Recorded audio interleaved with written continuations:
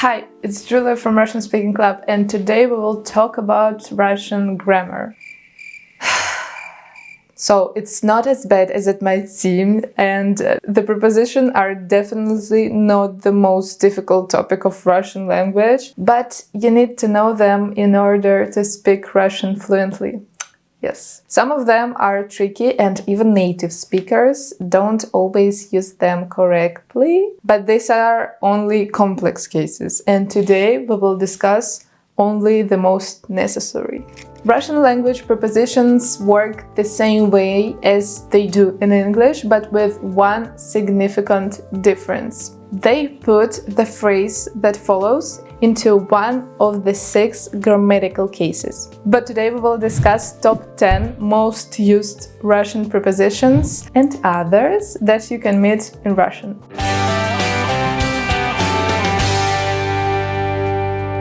By the way, if you want to use prepositions and other parts of speech in conversation quickly and without even thinking about their correctness, join our club. Speakers will help you improve your speech by using simple conversational constructions. But back to our topic. And the first place rightfully goes to the preposition na. The meaning of this preposition is often reduced to finding something on the surface. Моя книга лежит на столе. My book is on the table. Я сижу на стуле. I'm sitting on the chair.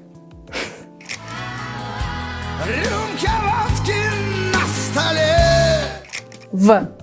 This preposition is most often used to indicate location inside something or location in a confined space. For example, Элина летит в самолете. Elena is flying on a plane. А я учусь в университете. And I'm studying at the university.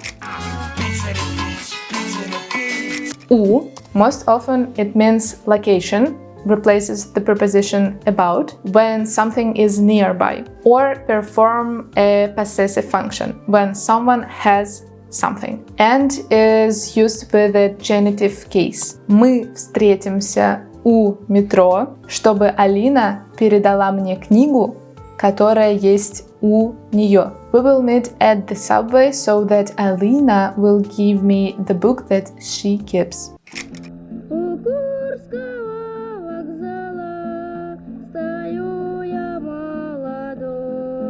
За. This preposition is used with verbs of movement to indicate movement beyond the subject or with going beyond the subject. Мы были за домом, а он не мог нас найти, так как стоял за углом другого дома. We were standing behind the house and he couldn't find us because he was standing around the corner of another house.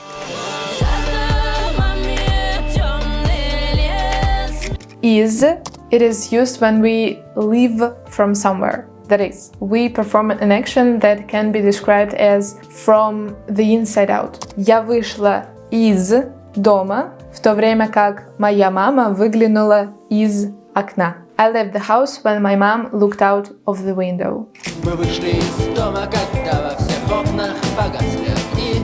Без means the absence of something. Я без телефона, как без рук. Не могу ничего делать без него. I'm without a phone like without hands. I can do anything without it. Без тебя, без тебя. Для most often denotes the purpose of an action or the subject to which an action is directed. Для меня изучение русского языка очень важно. Я учу его для путешествий по России. For me, Russian language is very important. I learn it for traveling around Russia. Для тебя все это чудо для тебя. К. The main meaning is to contact with something. But there is also a meaning of purpose and belonging to something. Я прикоснулась рукой к книге. I touched the book with my hand. Я должна закончить все мои дела к обеду. чтобы спокойно готовиться к экзаменам. I have to finish all my course by lunch so that I can prepare for exams. Тебе пришла любовь. O indicates the object of the verb. The object to which feeling, speech, thought, and action is directed. By the way, if the word begins with the vowel letter, we use the preposition об. For example, я рассказываю вам о предлогах, пока Элина рассказывает в своем блоге об Австралии. I'm telling you about the prepositions, and Elena is talking about Australia in her blog.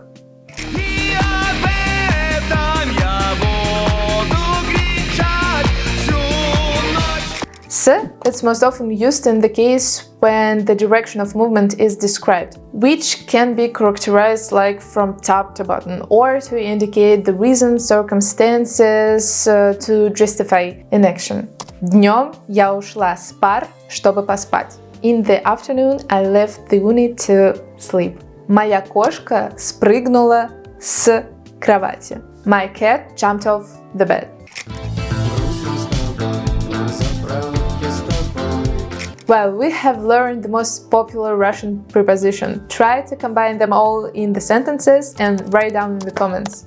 But that's not all, because in Russian there are a lot of prepositions. And now we will talk about preposition of time and place. Are you ready? The most common preposition of time in Russian language is v, at.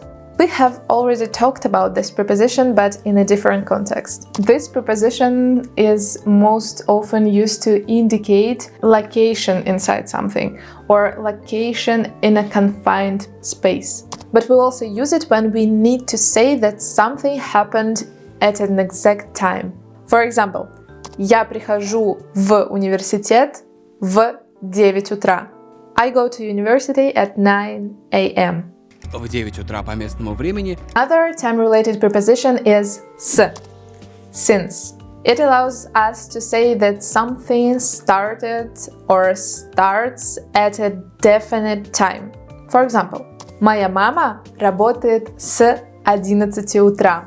My mother has been working since 11 a.m. С 7 утра? The next important Russian preposition of time is до, until. We use it to declare that something finished at a certain time. For example, я сплю до 9 вечера. I sleep until 9 p.m. Russians often combine the prepositions с, since, and до, until. Like that. Я учусь с 9 утра до 5 вечера. I study since 9 a.m. till 5 p.m. Смена почетного караула проводится каждый час с 8 утра до 8 вечера. Also keep in mind the preposition к, by. It helps us to express that something will happen by exact time in the future. Я присоединюсь к Russian Speaking Club к 1 мая. I will join Russian Speaking Club by 1st May. So, by 1st May, I will be definitely a member of Russian Speaking Club.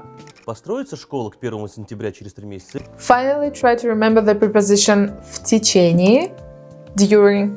It will help you to say that you've been doing something for some period of time. For example, каждый день я гуляю в течение часа. Every day I walk during 1 hour. Когда мы с вами в течение дня. The next topic is prepositions of location. We have already talked about the prepositions у, на, в, из.